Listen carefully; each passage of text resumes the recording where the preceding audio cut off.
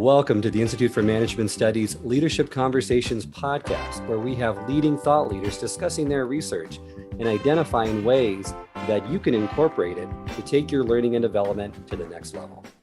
Welcome, everyone, to the IMS Leadership Conversations podcast. My name is Charles Good, the president of the Institute for Management Studies and your host for this podcast. This podcast is designed to highlight relevant research and practical applications from esteemed leadership experts and practitioners. Today, I'm delighted to be joined by best-selling author and leadership thought leader, Dr. Carol Kinsey Goman, who is a best-selling author of 13 business books, including The Silent Language of Leaders, How Body Language Can Help or Hurt How You Lead, and your newest bestseller, Stand Out, How to Build Your Leadership Presence. Welcome, Carol. Thank you for joining us today. It is my pleasure. I'm really glad to be here. Today, I wanted to focus with you on one of the topics that you're an expert in and passionate about, and that's leadership presence. And this concept, it seems like it receives more and more attention in the media. And many senior leaders continually say that when they're asked by individuals on what it takes to rise at any organization, especially to higher and higher levels, they usually state executive or leadership presence. With that being said, there's many definitions of this concept. Some describe it as a combination of self-confidence, poise, authenticity that impacts your ability to inspire others. Others say somewhat more matter-of-fact by stating it's the ability to command a room. In hearing in the past the way you've defined and described it, which you say it's that elusive quality that we know when we see it, but it's hard to define. Can you elaborate on that and what you consider to be a good definition of this term? I think my favorite definition, and the one that I keep changing as the world evolves and I evolve, but I really look at leadership presence now as a combination of habits, some verbal habits and some nonverbal habits that put together project that elusive quality so that it's what people think about you. It's how you come across to other people, which makes it very different than leadership ability. Leadership ability, or actually being credible or confident, etc., is one aspect, but being able to portray confidence and credibility is really another aspect. It's how you say what you say, it's what you say, and it's how you look when you say it. Or as I had one of my clients said, it's what people say about me after I leave the room. I love that. And it's great to hear that explanation and defining it in those terms, because sometimes with these elusive concepts, it's almost a worthwhile exercise to define a term by what it is not. So can you give some examples of what you consider it not to be? Absolutely. It is not your title. You can have the title of leader and have no leadership presence or minimal leadership presence. You cannot have the title of leader and have tremendous leadership presence. So it's not a reflection of your title. It's not a reflection of your technical expertise or even your innate leadership ability or potential. Again, it is really totally dependent on how other people perceive you.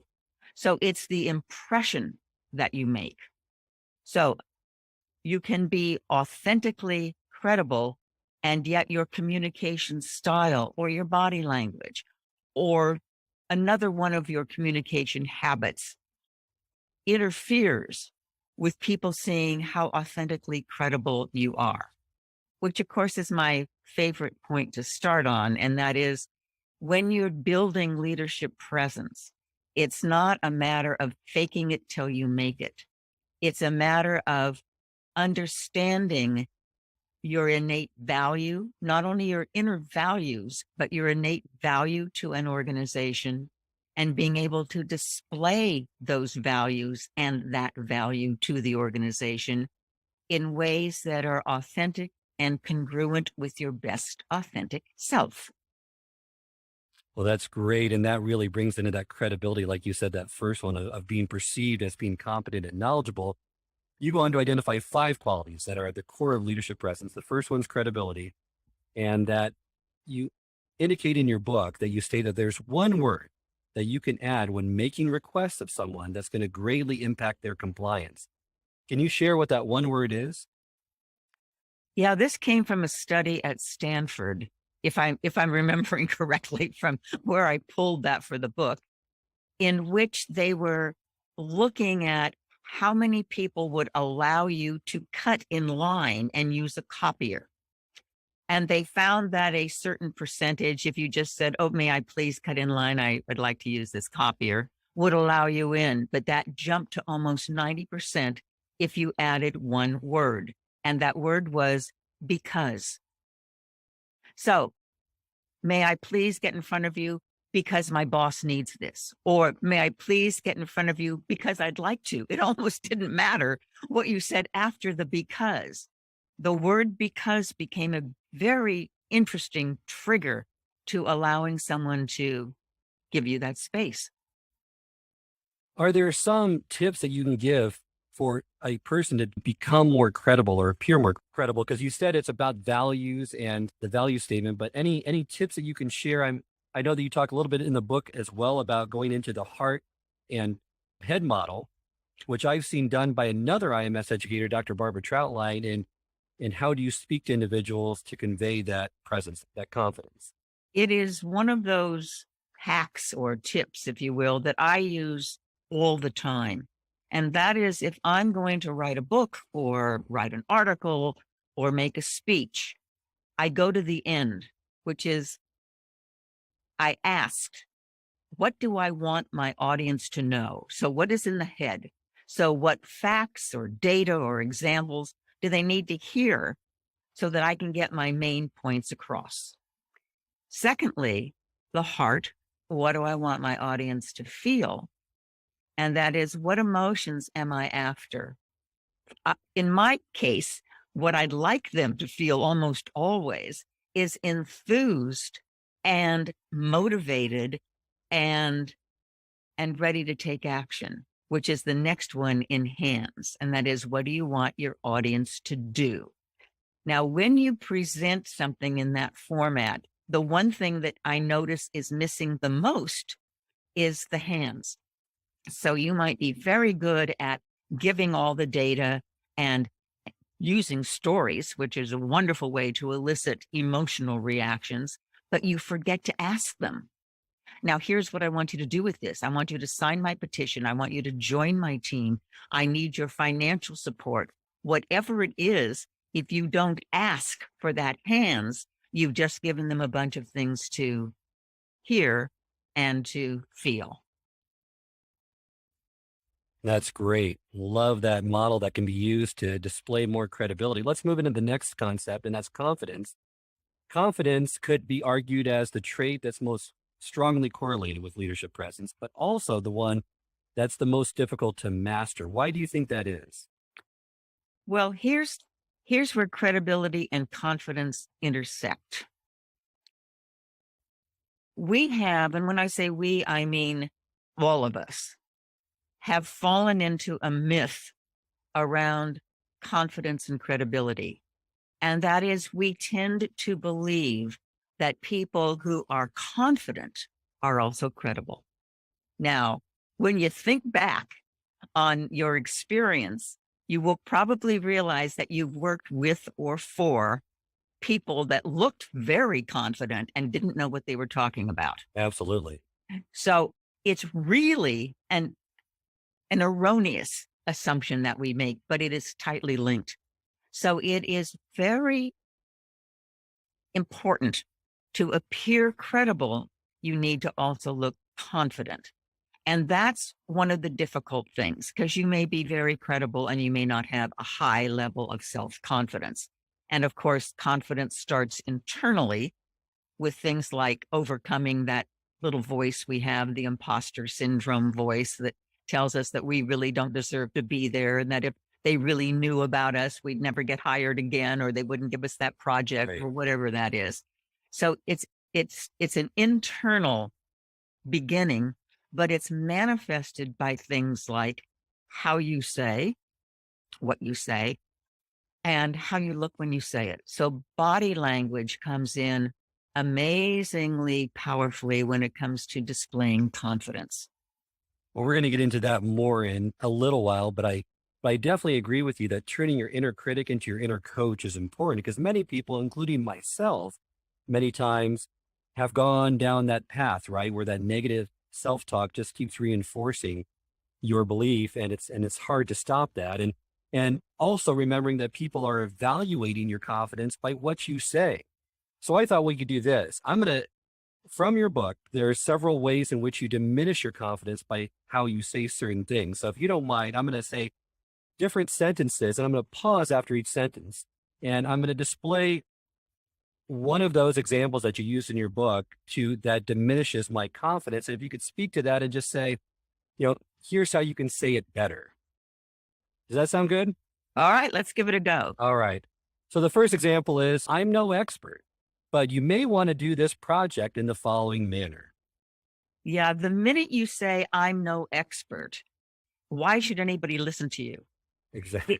It is far better. Now, you may not be an expert, but don't announce it first. Either if you're not an expert and it's really not worth saying, don't say it. But if you're going to say it, own it.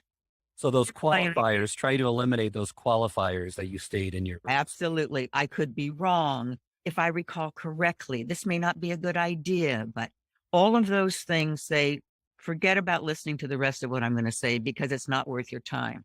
Well, and I found that those are also using the word but, right? Because they qualify and then the word but is used to have that statement. So that might be an indicator to the person stating it that if they use that word, but hang on, you may be weakening your confidence or your speech by mentioning a qualifier. Yeah, that's a good clue there. Next one is this example. I really don't want to be a nuisance here, but I really am struggling with, this concept. Well, a lot of people do this. We put in ms, ahs, ers, and we do that because we're very uncomfortable with silence. And my biggest tip for this is really understand the power of the pause. So you will eliminate or reduce those uhs. And by the way, if you don't know if you do that, record yourself. It's scary, but it's one great way to find out because I have worked with some amazingly top-notch leaders who have that habit because they just don't like silence. So get used to pausing, letting people understand what you've just said. And this is particularly effective on virtual or podcasts, where if you keep talking and just run out everything that you're going to say together, even though you're not saying or I, it's just not a good way to speak. So the power of the pause is my best tip for that. That's great. Those filler words can just be detrimental. I know that even in the younger generation, like with my kids, they use the word like a great deal. Well, like I need help on this project, like to know like where to start. And it's just another instance where in some cases, I feel like they don't even know they're saying it, right? And it's being more deliberate and practicing it. So you can hopefully remove some of those when it really counts so that you exude effective communication. And that's another word, that word right that you just used. I've seen people and heard people use that. And here's what I'm talking about, right? So you get what I mean, right? And exactly. And I didn't even know I was using it. Right. But you only used it once, and using anything once or twice is great. But when I hear people do that, I get so mesmerized. I start counting the word like rather than there you go. What you're saying. I've done that myself. Totally diminishes the power of your credibility and the power of your confidence. I couldn't agree with you more. Let's move to the next one, and that's composure. In staying calm and collected under pressure to appear more confident. And I'm reminded of a statement by one of my mentors, and I'd love to get your thoughts on this. And he used to say, it is the calm and collected person that has the power in the room. Don't give away your power authority by losing your temper. I think he is right. He or she is right on, because I have a huge extended family. So somebody is always doing something that I can use their story. And one of my members of the extended family is in the police force. And he's not the only member, but he's the one who told me this story. He said, Carol, it doesn't matter what your title is. When it's a chaotic situation, when it's a life or death situation, you will become the de facto leader by remaining calm under pressure because people will automatically turn to you. So it is a powerful set of skills. That's great. And I think that's something that's desirable. The other technique that I've used to my benefit, and give me your thoughts on this, is I know mindfulness works or other forms of meditation, especially with breath work, but another tool I use is bringing to mind an image of someone who exudes this quality very well. The person that I default to, and I'm dating myself here, is David Carradine. He's best known for his role in the 1970 TV series Kung Fu. And regardless of what was happening in the situation with the fight, he was always cool, calm, and collected. And bringing to mind that image brings to me that certain calmness that helps me in situations that I find stressful. I think that imagery is an incredibly powerful tool here, whether it's a person that like you with David Carradine, or whether it's a place. You know, if you have a place in mind that relaxes you, a camping trip that you took, or your couch, whatever it might be, where when you think of that, it triggers and reminds you of those relaxed feelings. That can be very helpful. Another thing to do is do what an actor does, or actually a comic.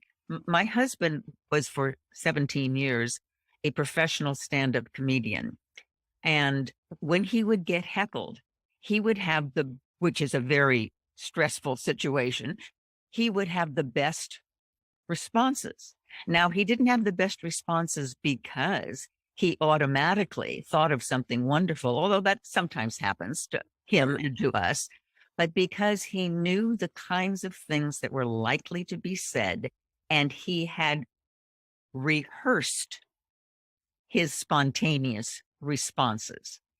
If you are going into a situation where you can anticipate what may be thrown at you and you can rehearse how you want to respond, that's another place where imagery can be very, very powerful. No, that's great. And I definitely agree with situations that you might encounter in the future. If you can plan those out, those help greatly in identifying the right response. I couldn't agree more.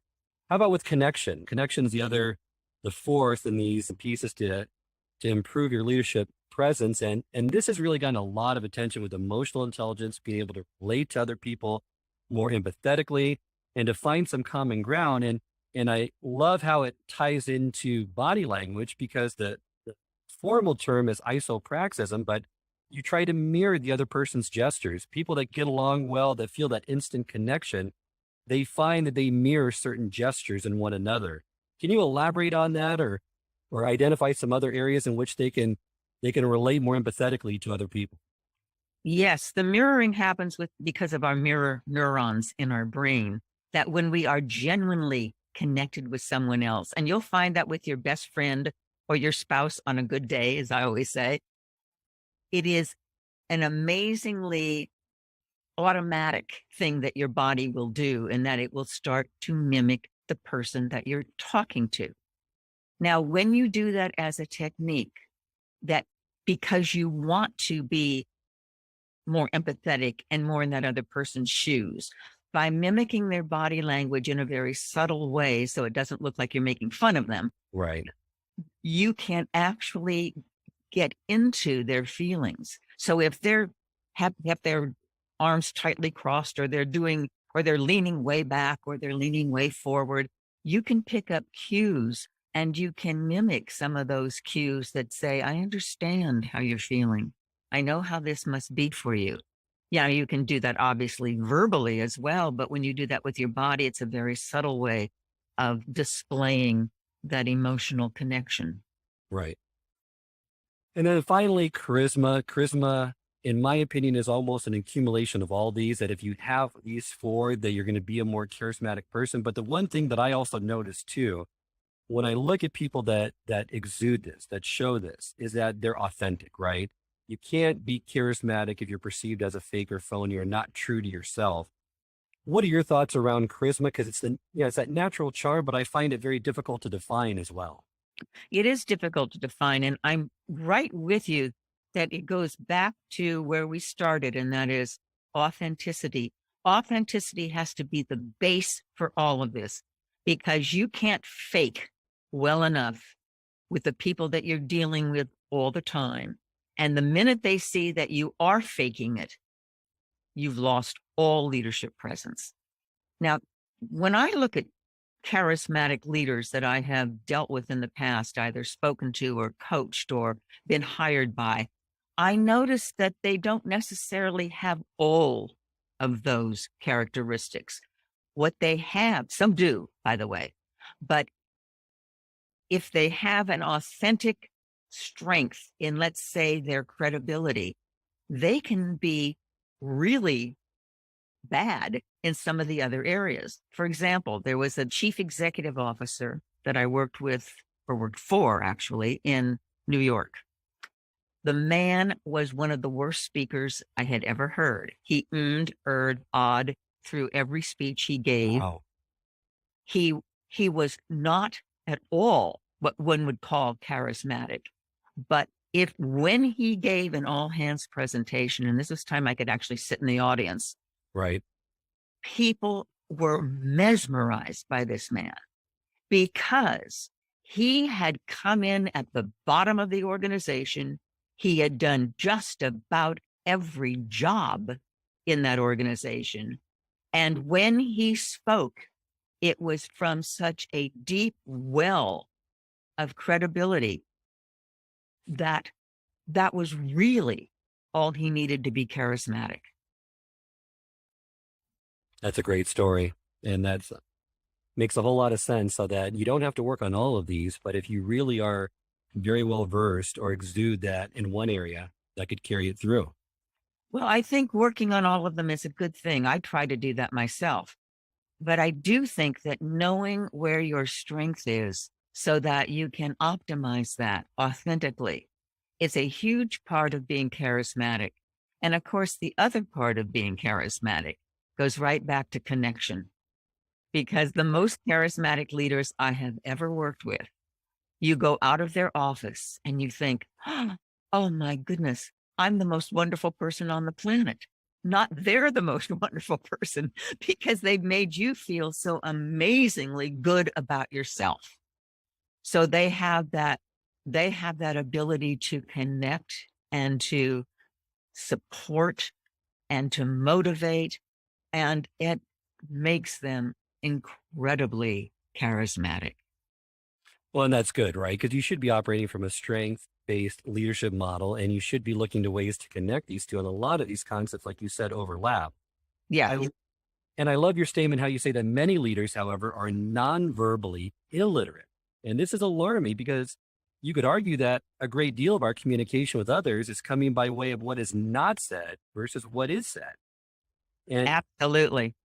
And in your book, Stand Out, the more you know about body language, you argue, the more you're going to look like a competent, compassionate leader who exudes leadership presence. So I'd love to transition into more of these body language tips and tools and strategies.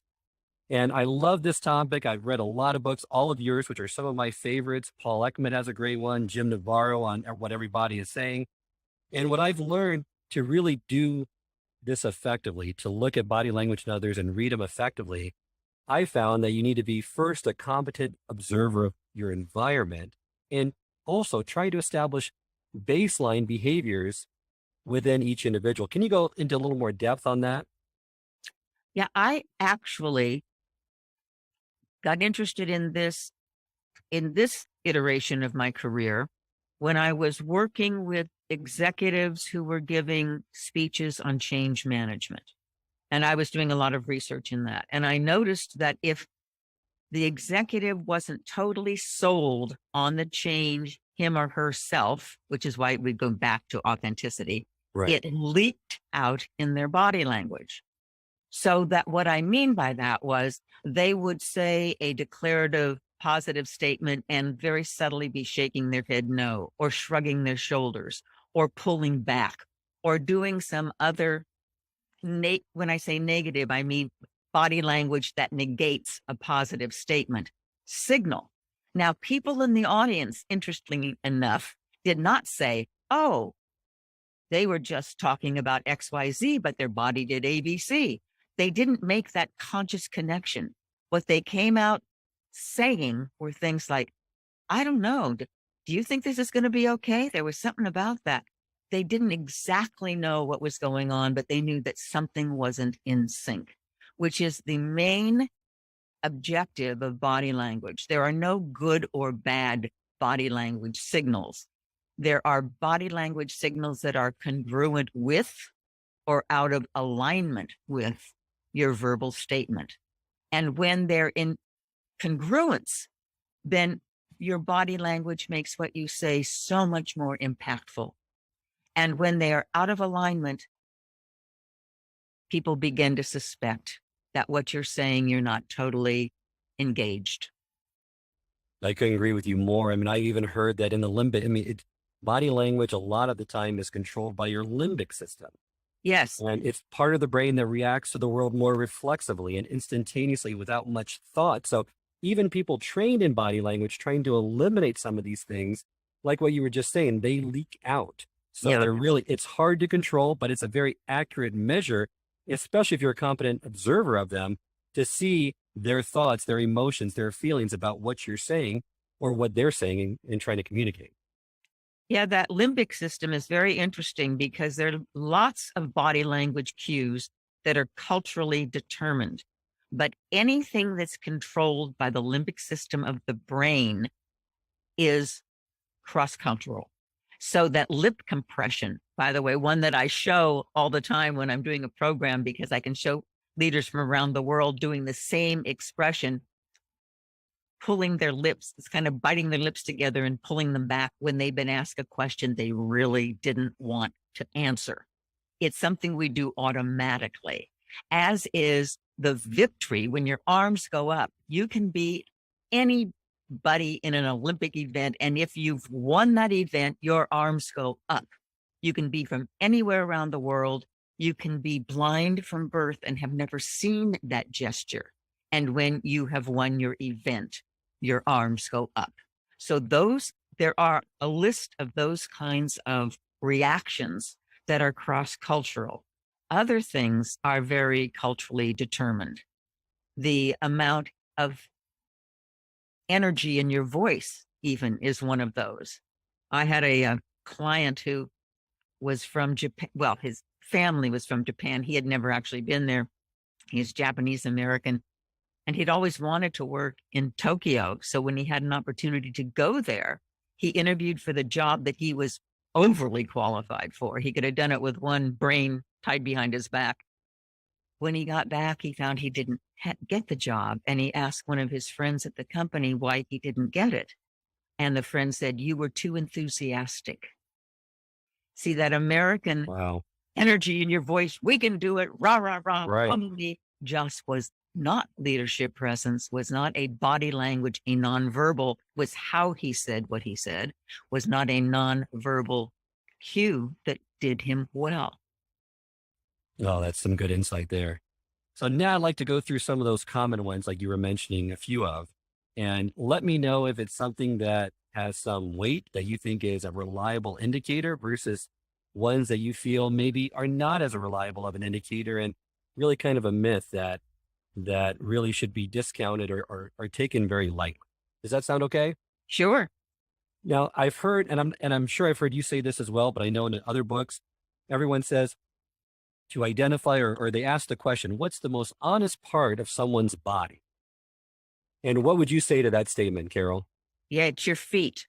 Exactly. And I've heard reasons as to why it's the farthest from your brain, least under your conscious thought or control. And let's talk about feet pointing. Okay. Feet pointing meaning when you're in a group of people, the feet are pointing to the person they prefer or the leader of the group. Is that reliable, true, or is it somewhat false? That's been my experience. When I travel, or when I did travel more than doing virtual programs, I would be by myself a lot. So I would eat by myself.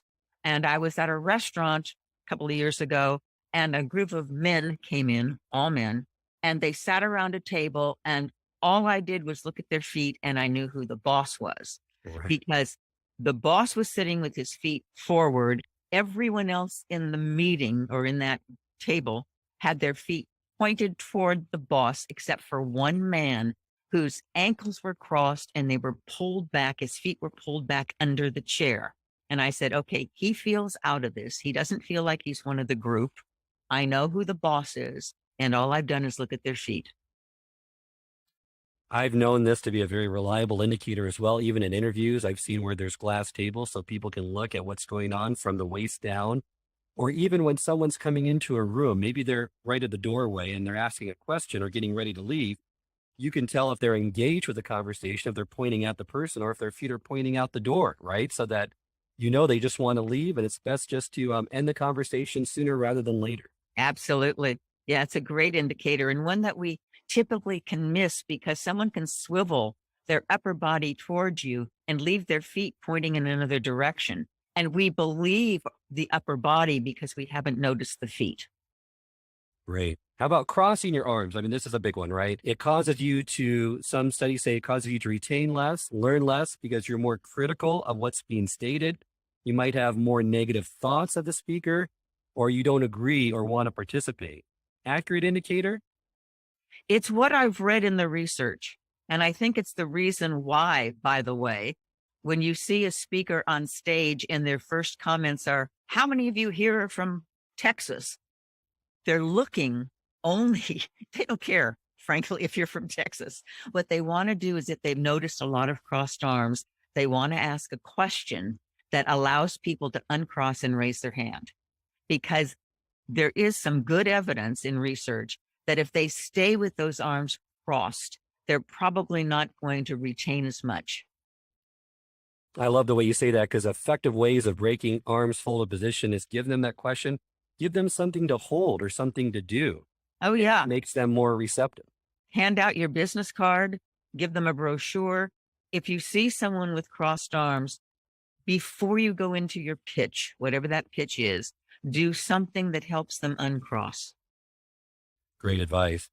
I know that Amy Cuddy in her book Presence, she goes through various poses like the Wonder Woman pose or the Superman pose that makes you feel better, more confident. And these poses are, your hands are on your hips, your chest is pushed outward, everything is taking up more room and wider stance. Do these poses really help with your self-confidence and give you more positive emotions, or is that a myth? You know, it's an interesting quasi myth, only in the fact that the research that they did originally wasn't replicated. Other research universities tried to do the same thing to see if she had some work with it. Your cortisol level goes down, and she had some whole aspect of what was happening inside your body. And that's what couldn't be replicated. But I want to tell you, anytime you expand your body, you are going to feel more confident, because it's, again, like that victory thing where your arms go up. When you're having a great day, your body automatically expands. And when you're having a crummy day, you start to get more concave. Your shoulders start to round, your head goes down slightly. We all know that, but there's pretty good evidence that this body-mind connection works the other way. So if you put yourself in that condensed head down posture, you begin to trigger more negative feelings. And if you put yourself in an expansive, shoulders back, arms away from your body, feet a little about hip width, and really down on the ground where you feel like you're grounded, and the minute you do that with your body, you start to feel more confident. You start to feel better. So whether or not all of those hormonal changes take place, I know what happens psychologically, and that's sound. And in some cases, if it happens psychologically, it's that placebo effect, right? If it helps, then it's something that could be used effectively moving forward. So I could You know, agree more. absolutely. And it's not to say that there aren't some hormonal changes that are going on. It's just to say that they haven't, that got into disrepute a bit when it wasn't replicated in other university settings. Understood. Before we end, I want to talk on one more topic that relates to body language, and that's deception, because I think it can be used effectively to identify certain deceptive behaviors. But the statement that I want you to kind of speak to is that, do you agree with that behaviors that are mistaken for dishonesty are primarily manifestations of stress, not deception? Absolutely. In fact, that's what you're looking for. You're never looking for lie detection, if you will, because it doesn't exist. What exists is under certain circumstances. If you notice someone's body is responding with a stressful cue, they're rubbing their hands together, they're bouncing their legs, they're, kind of, they look nervous, they're touching their chest, their mouth is dry, they are blocking. If you're one of policeman told me that if he's interviewing someone and they start to block with their coffee cup, they put it in the middle. That may not be a lie, but there's something stressful going on. If they're being absolutely honest and truthful, they tend to move that coffee cup to the side. So there's lots of cues that say something triggered stress. Now, if you've just asked, did you take the laptop from the building last night? And you haven't seen any of these stress cues before they answered, no, I didn't. And then you see these stress cues. You don't automatically know that person is lying, but you know that something triggered stress. So your job then is to ask more questions and see if you can figure out what that is. Well, it's like with lie detector tests, is they ask those simple questions that they know that they're going to get the right response, and it's simple. So what is your name? What city do you live in? The same way with body language, you have to identify those baseline behaviors, right? So you can differentiate the comfort versus the stress responses. Otherwise, what you're going to be looking for is going to be less reliable. Absolutely. I had lunch the other day with a man, an executive from Northern California, who says that he realizes that he doesn't give direct eye contact. And because he comes from a culture where that is disrespectful. But he also realizes that there is a myth in this culture around eye contact. You're That right. if you can't give eye contact, you must have something to hide. You must be deceptive. You must be less than truthful. So he is learning to go against, he's learning a new habit because it fits in the situation that he's in. So absolutely know somebody's baseline before you even start to figure out what is meaningful deviation from that baseline. If he never makes eye contact, then the fact that you've asked him about the missing laptop and he doesn't make eye contact means nothing, because that's his baseline behavior. Well, I agree. And with eye contact, that can be really deceiving because psychopaths, sociopaths make more eye contact than usual. And I found that the blink rate, the pupil dilation is more accurate indicators because it's outside of your conscious control. People can be trained to look and make better eye contact, but it's really hard to adjust those other two things with eye contact that may indicate stress responses or in some cases deception. Yes. And like you say, in some cases, because eye dilation also happens when you're in love with someone. Right. So Arousal. if you're in love and lying, you're going to have really big pupils. Hopefully there's other contextual cues that you could determine or differentiate between the two at that time. But right. Yeah. That's why it all comes down to context. Again, there's nothing wrong with crossed arms. If you're thinking about something, that's how a lot of us kind of pull into our own thoughts. But if you just said, as I saw someone do for a speech for the conference board, and now I'm open for questions, and he crossed his arms tightly, and no one in the audience had a question for this man that they had loved up until that point. That's great. I know you do the Telltale Four, which you got, it looks like from a Northeastern professor who originated the term, but I love the four things that are done in succession that are highly correlated in some cases with someone that's trying to deceive. And that's hand rubbing, face touching, crossing the arms, and leaning away.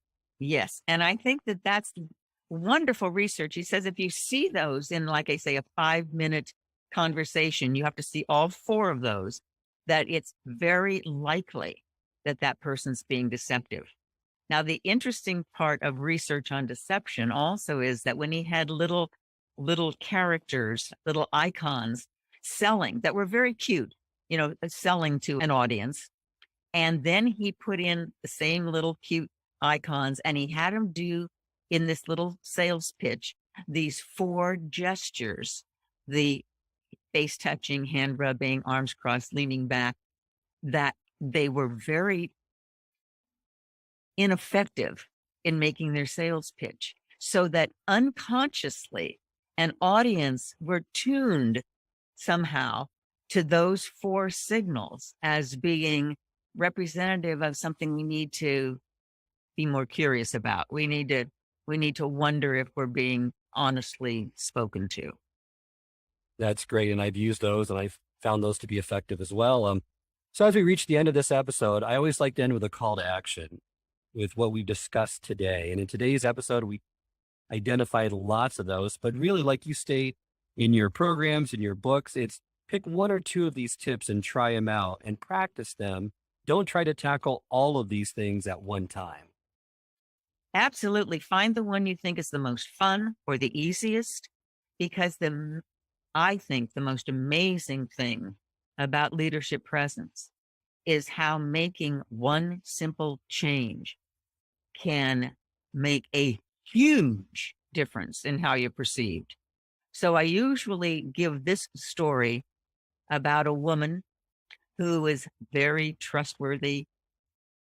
At her organization, they did a trust survey, came out very, very poor. And she was mortified because she just had no idea why that could possibly be true, why people perceived her as being less than trustworthy. She asked her boss, and he didn't have a clue. He said, maybe you need to tell us more about the backstory of something before you give us your opinion. I don't know. So she tried that for a year. End of the year, had the same low rating on trustworthiness. She attended a seminar that I gave on body language, and she said, I bet it's something I'm doing with my body.